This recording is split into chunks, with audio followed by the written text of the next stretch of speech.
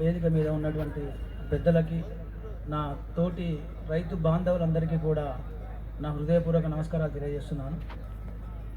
నా పేరు శ్రీకాంత్, మాది ఇల్లంతకుంట మండలం శ్రీరాములపల్లి గ్రామము. దాదాపుగా మీకు అందరికీ నేను పరిచయం అనుకుంటా, ముఖ పరిచయం లేకపోయినా వీడియోస్లో పేపర్లలో ఎక్కువగా కనబడేటువంటి వ్యక్తిని మీకు బాగా అందరికి తెలుసు అనుకుంటున్నాను. అంతరించిపోతున్నటువంటి దేశీయ విత్తనాలు, ముఖ్యంగా మనం తీసుకునేటువంటి ఆహారం వరి, ఆ వరి మీద అంతరించిపోతున్నటువంటి విత్తనాలు ఏవైతే ఉన్నాయో వాటన్నింటినీ కూడా సేకరించి ఒక 9 రాష్ట్రాలు నేను తిరిగి 687 రకాల వరి విత్తనాలన్నింటినీ కూడా నేను సేకరించడం జరిగిందండి. ఇప్పటి వరకు అవన్నీ కూడా మెడిసినల్ వాల్యూస్ ఉన్నటువంటి విత్తనాలండి. పద్మశ్రీ సుభాష్ పాలేకర్ గారి పద్ధతిని అనుసరించి 2011 నుంచి ఇప్పటి వరకు ఈ సేకరణ అంతా చేయడం జరిగింది. ఆ చేసినటువంటి విత్తనాలన్నింటినీ కూడా అందరికీ పంచడం జరిగింది. పాలేకర్ గారితో పాటుగా విజయరామ్ గారితో పాటు నాతోటి చేసేటువంటి తోటి రైతుల సహకారంతో నేను ఈ కలెక్షన్ చేయడం జరిగిందండి. ముఖ్యంగా మనం తీసుకునేటువంటి ఆహారము అన్ని అలవాట్లు అన్నీ చేంజ్ అయిపోయినాయి, అంతా కలుషితం అయిపోయింది. ఈ కలుషిత క్రమం లోపలనే మనకు ప్రకృతి కొన్ని ప్రసాదించినటువంటి గొప్ప గొప్ప వరాలు ఉన్నాయండి.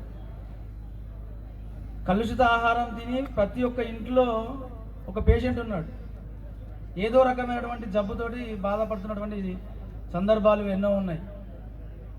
దానికి అనుగుణంగా ప్రకృతి మనకు ప్రసాదించినటువంటివి, ప్రకృతిలో దొరికేటువంటి వాటితోటే మనము వాటిని నివారించుకోవచ్చు అనేటువంటిది మనకు తెలిసినటువంటి సందర్భాలు ఎన్నో ఉన్నాయి. అట్లాగే ఈ వరి అన్నం ఎంతమంది అయితే తింటున్నారో తినేటువంటి వాళ్ళలో మనకు మెయిన్గా షుగర్ అనేటువంటిది చాలామందికి ఉందండి. ఈరోజు అందరూ కూడా నవారా నవారా నవారా, కాలాబట్టి, బ్లాక్ రైస్ ఇట్లాంటి పేర్లు వింటున్నారు. ఇంతకుముందు తెలుసా అండి?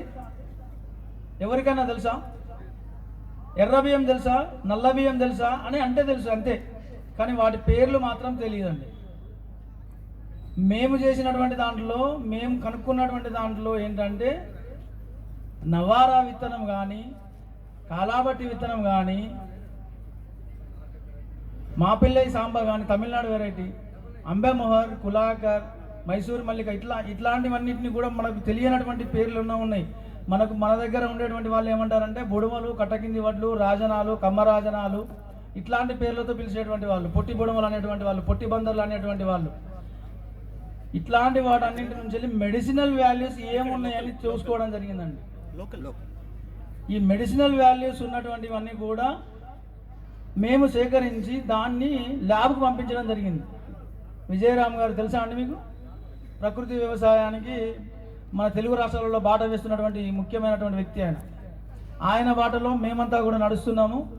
ఆ నడిచేటువంటి క్రమంలో నవారా అనేటువంటి విత్తనాన్ని ల్యాబ్కు పంపించి దాంట్లో ఏమున్నవి, ఎంత కార్బోహైడ్రేట్స్ ఉన్నవి, ఎంత ఫైబర్ కంటెంట్ ఉంది, ఎన్ని విటమిన్స్ ఉన్నవి అనేటువంటిది తెలుసుకోవడం కోసం సేవ్ ఫౌండేషన్ ద్వారా మేము దాన్ని ల్యాబ్కు పంపించి రిపోర్ట్ తీసుకున్న తర్వాత అప్పుడు కదా మార్కెట్లోకి వచ్చినాయి. నవారా అంటే ఏంటిది? డయాబెటీస్కి పనిచేస్తుంది. క్యాన్సర్ పేషెంట్ ఉన్నటువంటి వాళ్ళకి కాలాబట్టి అనేటువంటి వెరైటీ పనిచేస్తుంది. మోకాళ్ళ నొప్పులు ఉన్నటువంటి వాళ్ళకి నారాయణ కామిని పనిచేస్తుంది. ఇట్లాంటి రకాలన్నింటినీ కూడా సేకరించి ప్రజలకు కావలసినటువంటి వాళ్ళకి మేము ఫ్రీగా ఇవ్వడం జరిగిందండి. చాలా రోజులు విత్తనాలు మట్టుకి ఒక్కొక్క ఎకరానికి 2 కిలోల చొప్పున, ఒక్కొక్క ఎకరానికి 2 కిలోల చొప్పున మేమంతా ఫ్రీగా ఇవ్వడం జరిగింది. ఇప్పటికీ కూడా కావాల్సినటువంటి వాళ్ళకు నేను ఫ్రీగా ఇవ్వడానికి రెడీగా ఉన్నాను సార్. కాకపోతే నాకు మళ్ళీ విత్తనం మాత్రం డబల్ ఇవ్వాలి సార్. నా దగ్గర నుంచి తీసుకున్నటువంటి విత్తనం ఏదైతే ఉందో అది మీరు పంట వండిన తర్వాత నాకు డబల్ ఇవ్వాలండి. ఆ యొక్క కండిషన్ మీద నేను ఇవ్వడం జరిగింది. ఇప్పుడున్నటువంటి ఈ సిచ్యువేషన్ లోపల ప్రతి ఒక్కరు కూడా రోగాల బారిన పడుతున్నారు, మంచి ఆహారానికి అలవాటు పడుతున్నారు. కోట్లు సంపాదించుకున్నామని కాదండి, ఎంత ఆరోగ్యంగా ఉన్నాము, ఎంత ఆరోగ్యాన్ని కాపాడుకుంటున్నాము. 10,000 పెట్టి 1,00,000 రూపాయలు పెట్టి కొన్న వస్తువునేమో బ్రహ్మాండంగా కలుసుకుంటున్నాము. అన్ని ఐటమ్స్ దొరుకుతాయి, అన్ని పార్ట్స్ దొరుకుతాయి. ఏదైనా పాడైపోతే మన బాడీలో ఏ పార్ట్ ఖరాబ్ అయినా కొనలేమండి. ఆస్తులు అమ్ముకున్నా సరిపోవు, ఆస్తులు అమ్ముకున్నా కూడా తరగనటువంటి రోగాలు వచ్చి పడ్డవి. ఆ రోగాలన్నింటినీ కూడా కాపాడుకోవాలంటే కొంత కెమికల్ని తక్కువ వాడుకుంటా సేంద్రియ వైపు ఆవుతోటి లేదా దానికి సంబంధించినటువంటి ప్రకృతిలో ప్రసాదించేటువంటి కషాయాలతోటి వాటన్నింటినీ మనము పురుగు మందులుగా పిచికారీ చేసుకొని ఎరువులను తయారు చేసుకొని పంట పండించుకొని తినాలి. ఎక్కువ మార్కెటింగ్ డబ్బు వెనుకల పరిగెడుతున్నాం, కానీ డబ్బు కోసం కాకుండా మన ఆరోగ్యం కోసం, మన కుటుంబ ఆరోగ్యం కోసం మన పండించుకోవాలండి. ఇవాళ జమ్మికుంటకో కరీంనగర్కో ఎక్కడికో వస్తే ఇంటికాడ నుంచి పలానా మీటింగ్కి వస్తే మీటింగ్ లోపల కూరగాయలు ఉంటాయి, కూరగాయలు పట్టుకురండి అంటున్నారు. సిటీకి వస్తే పల్లెటూరు నుంచి వెళ్ళి సిటీకి పోవాలన్నా, సిటీ నుంచి వెళ్ళి పల్లెటూరుకి పోవాలన్నా కూరగాయలు. మన పల్లెటూళ్ళల్లో కూరగాయలు లేవు అంటే కోతలు పెడదా అంటారు. దానికి కొన్ని ప్రత్యామ్నాయాలు ఆలోచించుకొని అయినా సరే తన ఇంటి మందం ఎక్కువ చేయకండి. తన ఇంటి మందం, తన ఇంటి అవసరాల కోసం కూరగాయలైనా సరే, వరి అయినా సరే మీ అలవాట్ల ప్రకారంగా ఖచ్చితంగా ఒక 15 గుంటలు వేసుకొని సేంద్రియం వైపు మళ్ళాలండి. ఒకేసారి కూడా సేంద్రియం వైపు మళ్ళాలంటే మనం మళ్ళడం కష్టం. కాబట్టి కొంతగా ఒక 2 గుంటలు 3 గుంటలల్లో పెట్టుకున్నటువంటి ప్రయత్నం చేయండి. కూరగాయలు ఎక్కడ కూడా కూరగాయలకు లేదు. ఇందాక సార్ చెప్తున్నారు, వేణు సార్ మొరింగా పౌడర్ గురించి చెప్పిండు. అది ఎక్కడ అమ్ముతారు, ఎక్కడ కొంటారు, ఏం చేస్తారు మనకి ఏం తెలియదు. అందరూ వరి పండిస్తున్నారు, రోడ్ల మీద వస్తున్నారు. ఇంతకుముందు పరిగేరుకునే వాళ్ళమండి. వరికి వస్తే పరిగేరుకొని పరిగె కూడా తీసుకొచ్చి వడ్లుగా మార్చుకొని దంచుకొని తిన్నటువంటి రోజులు అవి. ఇవాళ రోడ్డు మీద పోస్తే దాని మీదకి వెళ్ళి ట్రాక్టర్లు పోతున్నాయి, దాని మీదకి వెళ్ళి లారీలు పోతూనే ఉన్నాయి. అన్నం ఎక్కువైపోయింది మన పరిస్థితి. కొనేవాళ్ళు లేరాడ. నేను కొంటలేను. మనకెందుకు వాళ్ళతో పోటీ మనకేంది? ఆయన వరి పెట్టుకుంటాడు, నేను కూరగాయలు పెట్టుకుంటా, లేదు నేను ఇంకొక ఆల్టర్నేట్ పంటలు చూసుకుంటాం. తీరొక్క రకాల పంటలు పెట్టుకుందాం అనేటువంటి ఆలోచన మన లోపల మనం మార్చుకుంటే కనుక ఈ సేంద్రియ వైపు మనం ఖచ్చితంగా వెళ్ళగలుగుతాం. మనమే మార్పు చెందాలండి. మన యొక్క మార్పు అనేది ఇంపార్టెంట్. ఎవరో ఏదో చేస్తాను, నాకేం అవసరం, నేనెందుకు చేయాలి, నాకేం వస్తుంది, అది కాదు కదండి. నేను ఇలా చేసుకున్నా అంటే నా యొక్క పేరు నేను సంపాదించుకున్నా. ఏం సంపాదించుకున్నా అంటే పేరు సంపాదించుకున్నా. ఈ పేరు నాకు రాదండి. నా అందరి లెక్క నేను కూడా చేసుకుంటుండే అంటే నాకు ఈ పేరు రాదు కదా. ఈ స్టేజ్ మీద మీలో నేను ఒక్కడిని ఇక్కడ నాకు వచ్చి నేను మాట్లాడాల్సిన అవకాశం ఉండకపోవచ్చు. మీలాగా వరి పెట్టుకొని అందరిలాగా నేను ఉండే మనం కూడా కొంచెం డిఫరెంట్గా ఆలోచించి సమాజానికి ఏం కావాలి, ఏమి ఇస్తే మనం మార్కెటింగ్ చేసుకుంటాం, మన యొక్క ప్రోడక్ట్ని ఏ విధమైనటువంటి ఆలోచనలతోటి బై ప్రోడక్ట్స్గా చేసుకొని ప్రజలకు కస్టమర్కి అందించడానికి ఎక్కువ ఆలోచించి మన కేవీకేలు కావచ్చు, లేదంటే ఇట్లాంటి మేళాలు కావచ్చు, ఇంకెక్కడికన్నా పోయి మనం దాని గురించి నేర్చుకుంటే తెలుసుకుంటే దాన్ని ఏ విధంగా అమ్ముకోవచ్చు, మార్కెటింగ్ కూడా రైతే రాజు అనేటువంటిది మనం నిరూపించుకోవడానికి అవకాశాలు ఎక్కువగా ఉంటాయి. కాబట్టి అంతరించిపోతున్నటువంటి ఏదేని విత్తనాన్ని అయినా సరే ఆ విత్తనాన్ని మీ దగ్గర దాచిపెట్టుకోండి. ఉదాహరణకు మీకు చెప్తాను, శ్రీకృష్ణుని కాలం నాటి బియ్యం ఉన్నాయి. ఇందాక పెద్దలు సత్యనారాయణ గారు ఒక కథ భగవద్గీత గురించి పాట పాడిన తర్వాత ఆయన భగవద్గీత గురించి శ్రీకృష్ణుని గురించి చెప్పడం జరిగింది. అదే శ్రీకృష్ణుని కాలం నాటి బియ్యం ఇప్పటి వరకు మన దగ్గర ఉన్నాయి. రామాయణం కాలం నాటి బియ్యం మన దగ్గర ఉన్నాయండి. రామాయణం జరిగింది నిజమా అబద్ధమా? నిజమా? ఏ విధంగా అంటున్నాం మనం? సాక్ష్యాలేంటి? సాక్ష్యాలు ఏమన్నా ఉన్నాయా? చూస్తున్నాం కదా, వారధి కట్టిండు, అది అయోధ్య, అవి ఇవి అని కొన్ని ఉన్నాయి కదండి.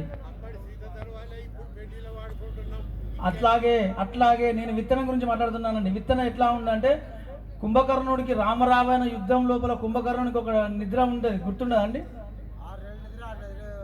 6 నెలలు నిద్ర, 6 నెలలు పడుకోవడం. రావణ యుద్ధం లోపల, యుద్ధం జరిగేటువంటి సమయం లోపల ఈ రావణాసురుడు పడుకున్నాడండి. పడుకునేటువంటి సమయం అయింది. మనం సంపూర్ణ రామాయణం సినిమాలో చూస్తాం. మీరు అందరు మీరు చూసే ఉంటారు అనుకుంటా సంపూర్ణ రామాయణం. ఆ సినిమాలో ఈయన పడుకుంటే ఆయన మేఘనాథుడు, ఆయనకు ఉండేటువంటి దళం మొత్తం కూడా అంగరక్షకులు అందరూ కూడా చనిపోతారు. రాముని దాటికి, హనుమంతుని దాటికి అందరూ చనిపోతారు. ఎవరి వంతు వచ్చింది అయ్యా అంటే కుంభకర్ణుని వంతు వచ్చింది. కుంభకర్ణుడు లేవాలి, పోయి యుద్ధం చేయాలి రాముడితోటి, అవునా కాదా? మరి అప్పుడు ఎవరు లేపిల్లండి? బాణాలతో ఒడిచిళ్ళు, ఏనుగులతో దొక్కిచ్చిళ్ళు, సకల సర్వ ఉపాయాలను ఉపయోగించారు, కానీ ఆయన లేవలే. అవునా? ఇది అందరికీ తెలుసు కదండి. ఎట్లా లేచిండు? భోజనం, సువాసన భరితమైనటువంటి బియ్యం ఏదైతే ఉందో ఆ బియ్యాన్ని తీసుకుపోయి ఆయనకు వంట వండి ఆయనకు పెడితే ఆ వాసనకు లేచిండు ఆయన. అప్పుడు ఉన్నటువంటి ఆ వాసన ఏదైతే ఉందో మనం పెద్ద సాంబా అంటారు. ఇప్పటికీ కూడా చాలామందికి తెలుసు అనుకుంటే పెద్దవాళ్ళకి. ఆ పెద్ద సాంబా అనేటువంటి బియ్యము అరోమా మొత్తం అది వండుతూ ఉంటే స్మెల్ వస్తూ ఉంటుంది, మంచి నెయ్యి వాసన వస్తుంది. సాంబా మసూరి కాదండి, కిచిడీలు అంటారు. కిచిడీలు మనం కిచిడీలు అంటారు, కిచిడీ సాంబా అంటాం, కిచిడీ సాంబా. అట్లాంటి వెరైటీస్ అన్నిటినీ కూడా మనం సేకరించడం జరిగింది. ప్రకృతి మనకి ఇచ్చింది. ఆ ప్రకృతి ఇచ్చినటువంటి గొప్ప వరాన్ని మనం ఇప్పటి వరకు కూడా కాపాడుకుంటూ వచ్చినాం.